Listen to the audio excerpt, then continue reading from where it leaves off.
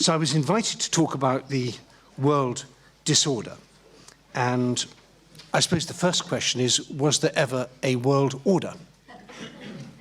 And there's a fallacy, there's a mistake that we always make when we look at the present, which is that we imagine the past was better. And people imagine that journalism was better, they imagine that people were nicer, they imagine that food was better, holidays were better, people imagine the past was better. And we make the same mistake thinking about security. And we imagine an era in which there were wise, good American presidents, stable international institutions, conflicts were contained and manageable, the economies were stable and growing. I was born in 1962, and I don't think we ever experienced that. We imagine this past. And it's really important as we look at the difficulties of the present, which are many, to understand that these difficulties are mostly not new. They have come in different shapes and different sizes and different forms, but most of the problems we have today have some parallels in the problems we had in the past. But I think that there was a sort of world order. It was a United States-led world order, resting principally on the wealth and power of the United States. And it had rules. The rules were not always obeyed, and sometimes they weren't very good rules, but there were rules. And one could say that this era shaped the world economy through globalization, through the World Trade Organization, the multilateral trading framework, the big international institutions of the IMF and the World Bank. And it shaped the security order through American alliances in the Pacific and in Europe. And those security alliances won the Cold War. They united Europe after the end of the Cold War, not completely, but in a way that would have been completely recognizable to my great-grandparents before 1914, would have been somewhat recognizable to my grandparents before 1939, but would have seemed inconceivable any time from 1939 through to 1989, the ability to travel, to share information, to trade, to do these things across a very wide chunk of the European economy. And I think that was a huge gain. Of course, it had failings. On the security side, we've seen two dramatically unsuccessful wars in Afghanistan and Iraq. On the economic side, we've seen that the gains of globalization are not equally shared. We've had fantastic achievements. Hundreds of millions of people have risen out of poverty in countries like India and China. We've seen enormous growth in wealth in the countries of the Old West, but we've also seen people who say, I don't like this game. I'm not benefiting. Real incomes in both America and this country for blue-collar workers, for ordinary workers, are stagnant, and they've been stagnant for ages, and people don't like that. So that was the old world order, had pluses and minuses. But it's breaking down. There's no doubt about it. It's breaking down chiefly because America no longer, or the American president, no longer sees the benefit of the US-led world order. This is not completely new. I think President Obama was also skeptical about the cost of alliances, but it's intensified under President Trump. And I don't think that clock is ever going back. This time, 10 years ago, we were thinking, how do we deal with the rise of China? And the answer seemed obvious. You do a free trade deal with the European Union, the Transatlantic Trade and Investment Partnership. You do a trade deal with Japan, South Korea, and the Asian allies, and those two big trade agreements with America at the center, plus NAFTA. That will be more than 1 billion people in that trade agreement. It will be around half of world GDP. And that will set the rules. That will set the rules on subsidies, it will set the rules on environment, it will set the rules on intellectual property. And you can imagine, for good or for ill, that was a completely possible way for the world to develop. And that's just off the table now. I see no chance of an American-led transatlantic free trade agreement. I see no chance of an American-led trans-Pacific agreement. America does deals bilaterally. President Trump is pretty skeptical about the benefits of free trade and the global trading arrangements, but actually the Democratic candidates are skeptical as well. So we're moving into an era where America sees leadership in a different way, in a more transactional way. And we are scrambling to keep up. If you are a country which has traditionally seen your job as being an American ally, and you get some benefits from that, and there's some costs from that, you have to rethink that. You have to think this is now happening in a purely bilateral framework. Mr. Trump wants to know what you, your country, your government has done for him yesterday, and then maybe he'll think about doing something for you tomorrow. That's very different from the old multilateral framework based on treaties and institutions and procedures. We've also got, as well as the fragmentation of the old West, we have rising powers, particularly China. The idea that the West is rich and important and the rest of the world is poor is completely out of date. We see the pressure from China everywhere. It's not just that the Chinese market is so important as a place to sell to. You see it that Chinese products don't have substitutes. If you want to buy cutting-edge equipment in 5G for the Internet of Things, then you have to buy Huawei. We have let China get a technological edge, not only in that technology, but in several others as well. We've seen huge changes in technology. The cost of processing power, the cost of storage, and the ability to capture data have changed radically. And this gives the ability to make money, but also the ability to attack. You can deliver chaos anonymously at a distance in a way that would have seemed inconceivable 20 or 30 years ago. We have cutting-edge new technology like drones, the idea that you can have small devices that can live in the wild, charging themselves up from solar power or from some bigger drone that are listening to what you say, photographing you, listening in on your electronic communications, doing other things. And you'll never know these machines are there. They are things that this size, mostly made by the Chinese, in the environment all the time, possibly able to attack, to do physical damage. So we see very rapid technological change. And this technological change brings asymmetry. It used to be that you could say pretty confidently that the Americans had the best technology. The American technological lead seemed unbridgeable. That's just not the case anymore. America is struggling to keep up. The West is struggling to keep up. And even if you don't have the best technology, good enough technology puts tremendous capabilities in the hands of adversaries.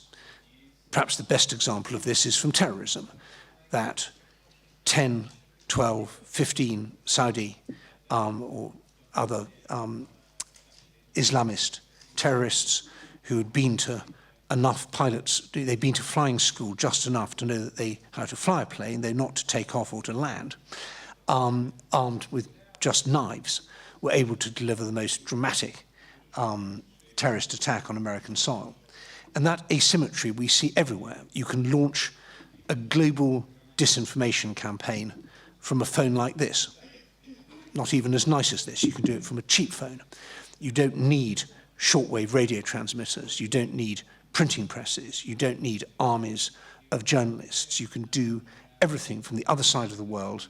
And if you do it cleverly, you can do it from a basement in St. Petersburg. You can do it from a house in Macedonia. You can do it from a village in India or in Myanmar. But you can make tremendous changes with technology that effectively costs nothing. You can end up swinging an election or starting a massacre or anything in between. Along with that comes the death of distance. We used to think that there's a clear divide between what's close at hand and what's far away. But these boundaries have gone. There's no real boundary between close and far away.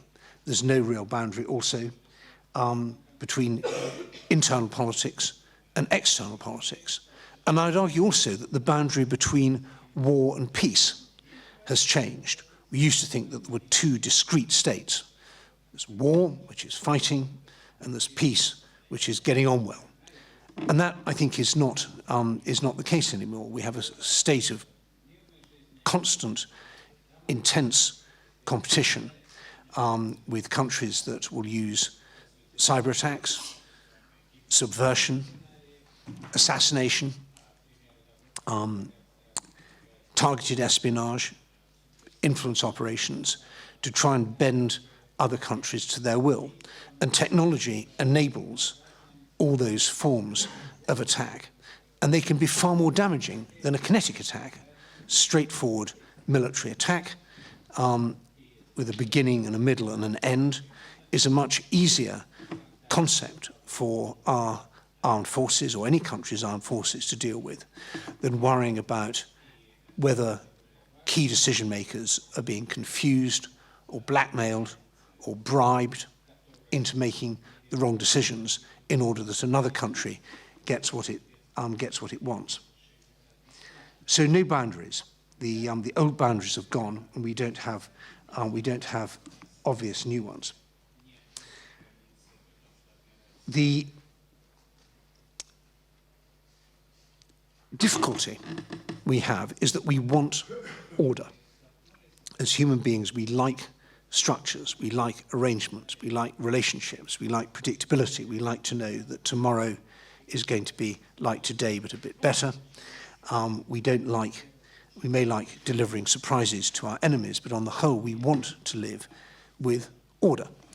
And we are struggling to work out how to maintain order, both in our immediate, local, domestic arrangements and in our international arrangements. And the experience of the last 20 or 30 years doesn't give us much help. The old tools don't seem to work very well. So if you ask people in this country, what is the main guarantee of British security, they would say NATO. And they would say probably the fact we have nuclear weapons. You know, you've got one of the very few countries in the world that has its own nuclear weapons, and this means that nobody can attack us. Then you say, well, what about Salisbury?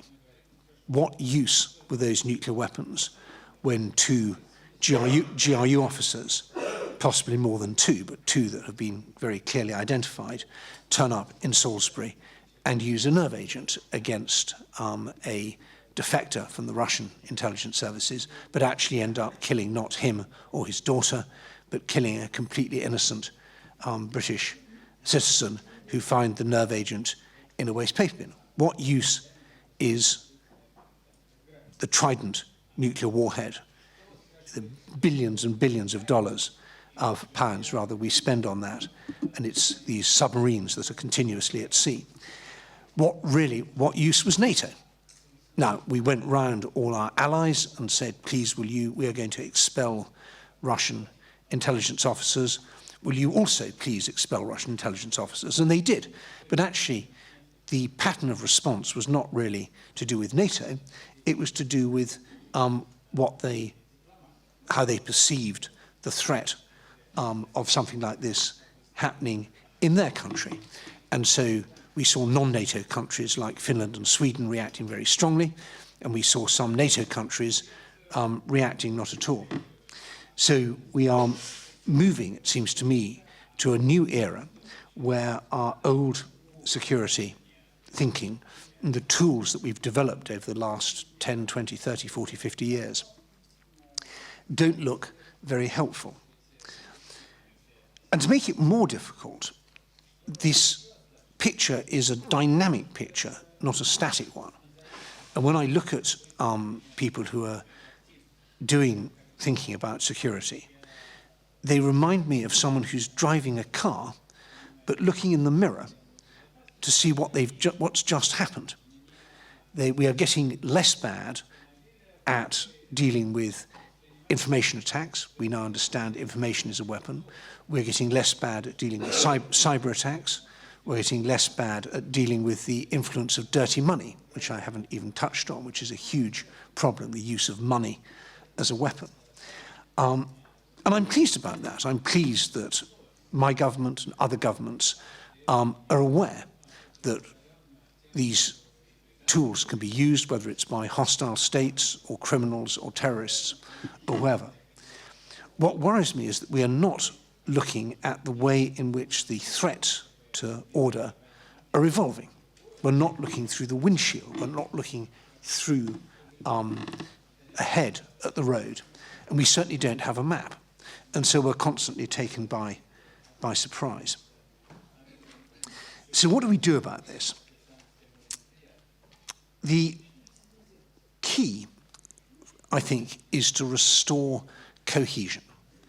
Cohesion is the relationships, whether they're between individuals and institutions, between institutions with other institutions, between public and private sectors, and between countries. And we have taken our cohesion for granted.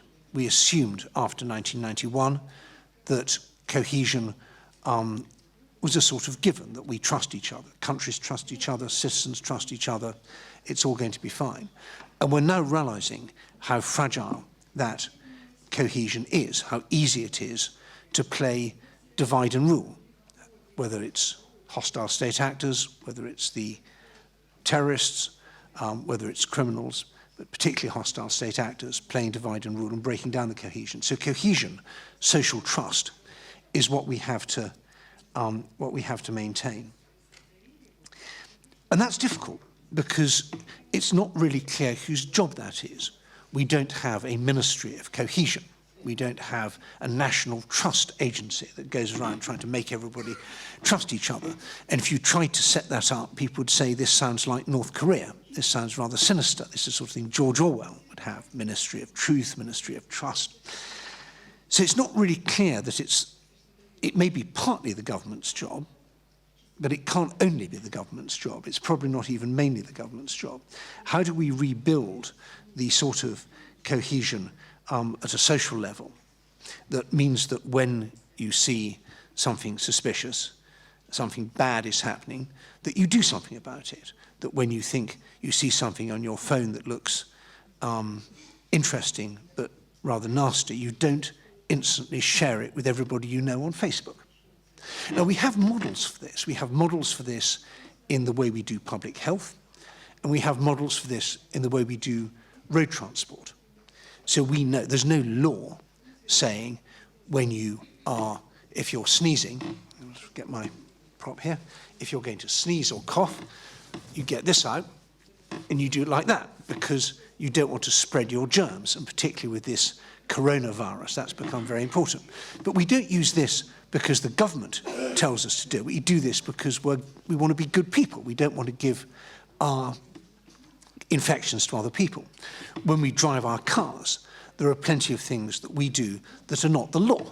There's no law that says keep a reasonable distance from the car in front of you, allow other people to turn in. There's a whole slice of our behavior on the roads which is not dictated by law, it's normative. We choose to do it because we think it'll make we feel better people by doing it, and we think the roads will be safer. And I think that is where our security thinking it will go. The main push will be on the normative side rather than on the legal side. It's through normative changes, things that people choose to do rather than because they're made to do it, that we push back against these threats. The other aspect is deterrence, and that really is the government's job. Deterrence is making the adversary think, if I do a bad thing will happen to me. So if it's a cyber criminal stealing, we had a cyber criminal trying to steal from my mother the other day. He phoned up and said he was from Microsoft and that my mother was due a refund because her computer wasn't working very well.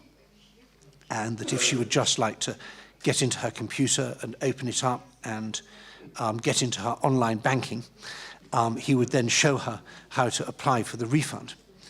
And I listened to this for a bit, and I'm afraid I could tell from the voice that this was not a native speaker, and I was pretty sure that it was someone whose native language was probably Russian. And so I said to them in Russian, "Do you have a mother?" And there was a bit of a pause, and he said yes. And I said, "How would you like it if I, as a Russian speaker, would phone up your mother and try and cheat her out of all her money?" Phone went dead. But we need deterrence. We need deterrence. We need people to think, if I get on if my job is stealing money from old ladies in other countries, a bad thing is going to happen to me. And that we don't have deterrence for that. We don't have real deterrence for information operations. If I set up if I spread a conspiracy theory over the internet, that means that completely innocent people in a village in India or in Myanmar get massacred because I've just spread this picture saying that they're criminals or they're looters or something. Where's the pushback? Where's the deterrence? So we need to rethink the way in which we do deterrence through the criminal justice system. We also need to rethink the way we do military deterrence. What is the deterrent if you go to another country and kill someone with a nerve agent? What happens is the only thing that's going to happen, public humiliation. Your name will be on the internet, your face is on the internet, and you'll never be able to travel outside Russia or maybe Belarus, Transnistria, South Ossetia, Donbass. But those two guys who carried out the Salisbury attack basically can never travel in the outside world ever again. Is that enough of a deterrent? Do we need to think of more deterrents? What else could we do to make the GRU, or for that matter, the Chinese United Front Work Department, think if we go to other countries and kidnap people or intimidate people, what's the pushback? What's the price? The more you raise the price, the more difficult, the more unattractive those actions become. So we need to think about deterrence on the physical level. We need to think about, which is like the real world. We need to think about it on the virtual level, in the online world. We need to think about it in the cognitive space. What happens if we are being attacked through the way we think? This, I think in Russian it'd be kognitivnaya voina, cognitive warfare. What's the deterrence on the economic and financial side if we're attacked with money? So those are really serious questions, and they go to the heart of the way a democratic, free society works. Because the danger in this is that we are fighting back against, say, Chinese or Kremlin threats to our security and our freedom. And the danger is that we adopt the same tactics that our adversaries are adopting. So a natural response to these sort of threats is to say, let's pass some laws and ban things. Let's ban this television channel. Let's ban these people from studying at our universities. Let's increase surveillance of particular kinds of activity. And sometimes that may be the right thing to do. But the danger with this is you end up having mimicked exactly the society that's attacking you. You start off having CCTV cameras everywhere, like the Chinese do. You have facial recognition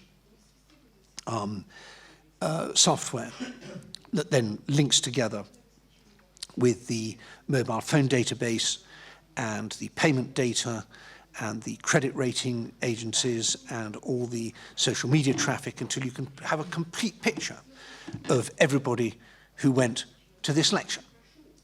Now, a free society may need to do that sometimes. This is pretty much what we did after Salisbury. We had to track down those, the two assassins, and so we had a large number of people and an even larger number of computers going through every single car that had come into Salisbury, every single mobile phone that had been switched on in Salisbury, every single person who'd come by train to Salisbury, every credit or debit card transaction that had happened. We went through all the data to try and work out who it could be who'd put the Novichok on the door handle and tried to kill these two people. And in the end, we did it. So free societies can do the same thing as the Chinese do. The question is, when do we do it?